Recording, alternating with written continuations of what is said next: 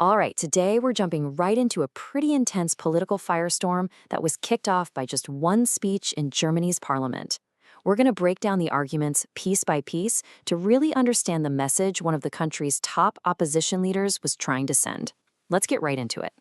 So, this is the line that kicks everything off. I mean, wow. The entire speech is really built around this single explosive accusation. It's a claim that's absolutely designed to grab your attention and set the stage for everything that follows. So you're probably wondering who said this and why. Well, this comes from a parliamentary speech by Alice Weidel, a leader of Germany's AfD party. The big question is, how do you even begin to build a case for election fraud from the floor of parliament? Let's unpack her arguments. Okay, so the scene is set. We're in the German parliament, and her case starts with this fiery speech that's a direct challenge to the government's legitimacy. All right, let's get into the first big theme of her argument. It all starts with this idea of betrayal. The core claim is that the government just completely broke its promises, starting with a direct hit to people's finances. So the first piece of evidence, if you will, is a canceled electricity tax cut. The speech really hones in on this, framing it as Exhibit A, definitive proof that you just can't trust what the chancellor says. And from there, things escalate quickly.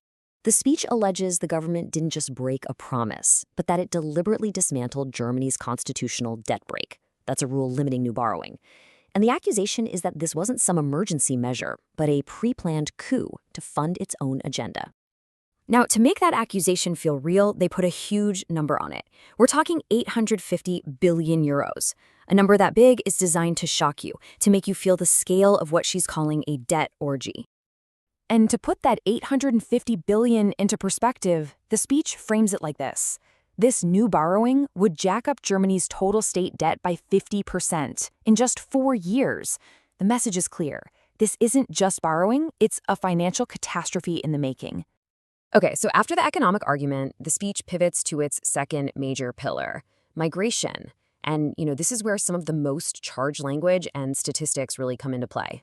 The critique kicks off with social welfare. It claims that nearly half the people getting what's called citizens' money are foreign nationals. And on that basis, it rebrands the whole thing migrant money, arguing the benefit itself is actually a magnet, pulling more people into the country.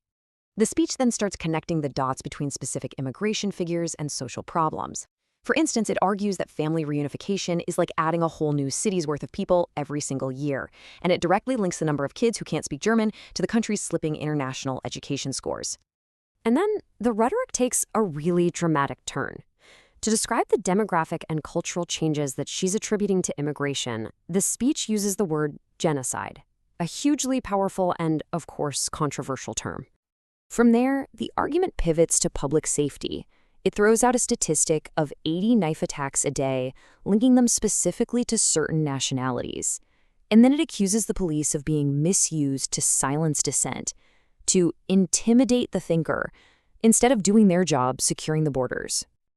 All right, that brings us to the third and final major point of the speech, and this one is a really dire economic warning. The argument is that Germany's industrial base, the very engine of its prosperity, is being systematically dismantled. So what's the culprit, according to the speech? Well, it points the finger at one thing: the government's pursuit of climate neutrality. The entire green energy transition is basically labeled delusional nonsense and the direct cause of all this economic damage.